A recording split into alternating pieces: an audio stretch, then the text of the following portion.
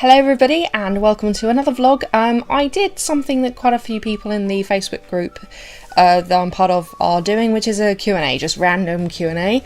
There's a young man who has his own YouTube channel and his name is Brandon, let me get his name up, Lueth, am I pronouncing that right? Lueth.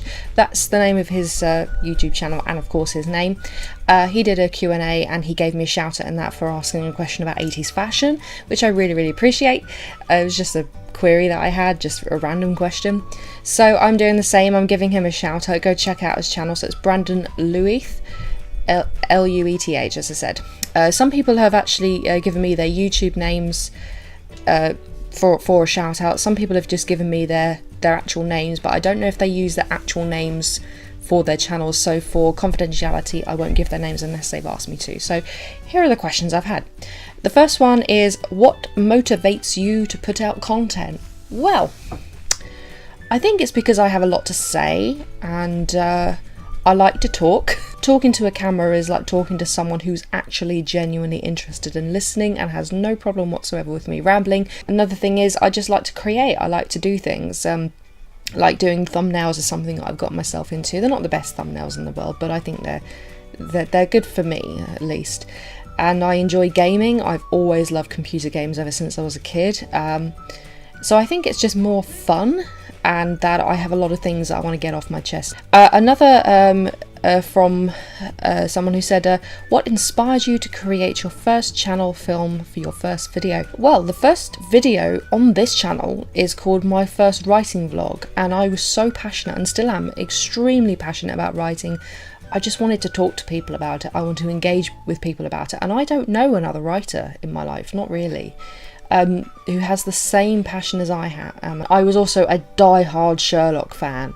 Still really like the show, but I have to say I'm not as crazy about it as I used to be. I wanted to, in a way, say thank you to the show for just sort of reigniting that passion and desire for writing. So I think that was what inspired me to do my first one. Okay, this one is from somebody called Nerd in the Bay, and they said, which creators do you draw inspiration from? The Aspie World, his name's Dan, he's really good.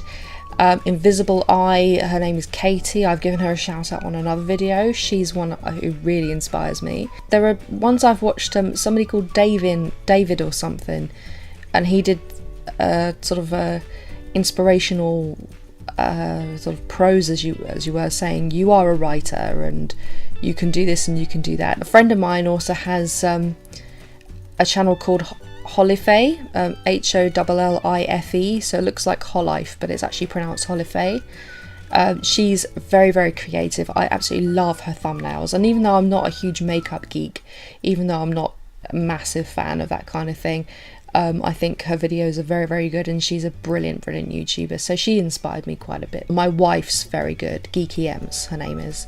She's a YouTuber herself. She's got way more subscribers than I have, and she's just a natural, real natural, so I take a lot of inspiration from her too, from my wife.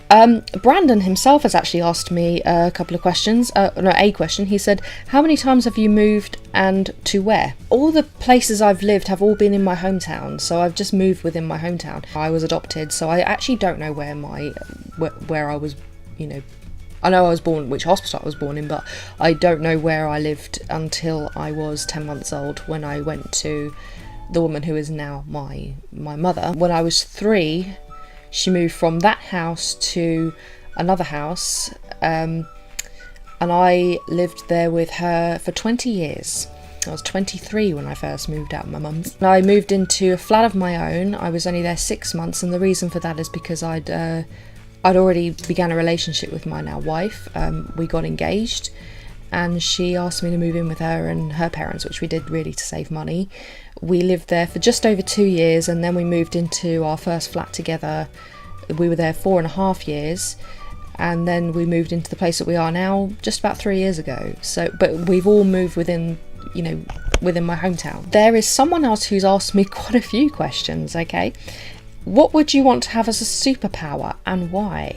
I'd like to time travel. I would love it if the Doctor were a real person, or I could be the Doctor.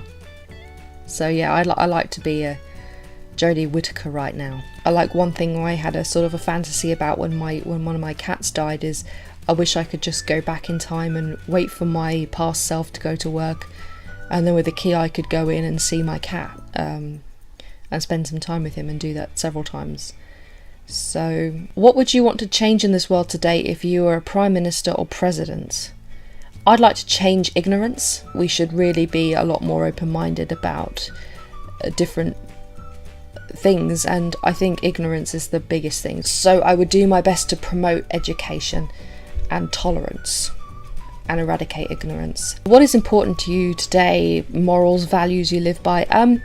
I live by the golden rule, do unto others as you would have them do unto you. Treat everybody with respect. I don't care much for tradition.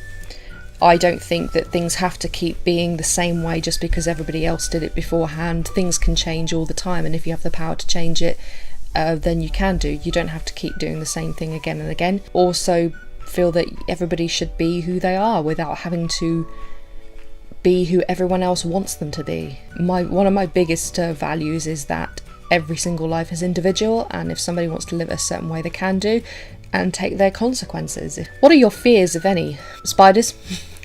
Bit cliche. I have a fear of falling because I'm not very good with heights and footholdings. I have a huge fear of falling. Global destruction by our own hand. We aren't looking after the earth as much as we should be. Loss. I fear losing people that I love and my pets. Another question is, would you sacrifice your life? Why or why not? Well, it depends on the circumstances. It depends on what for. If it's for the greater good, then of course I would. If it's to save somebody else, then of course I would. Sacrifice my life for somebody's pleasure? No, thank you. Not at all. So the answer to that is depending on the circumstances. If you had one life left, well, I wasn't aware we had more than one, but what would you do with it, and what would you say to the ones that are in your life? Live the life I want to live. I don't quite know if I understand that question, because as far as I'm aware, we have one life. I am an atheist. I don't believe that there is anything after this. I believe that this is the only life we're ever going to have. So I'm doing now what I would be doing if that were the case. So I think that would be my answer. What would I say to the ones that are in your life? I'd say be true to yourself. Make sure you stay educated, don't be ignorant, be open-minded, try and help as much as you can. That's what I would say. Those are all the questions that I've got. I hope that has answered everybody's question that asked me that on the Facebook group site. And thank you very, very much for watching, and I'll see you sometime soon. Bye!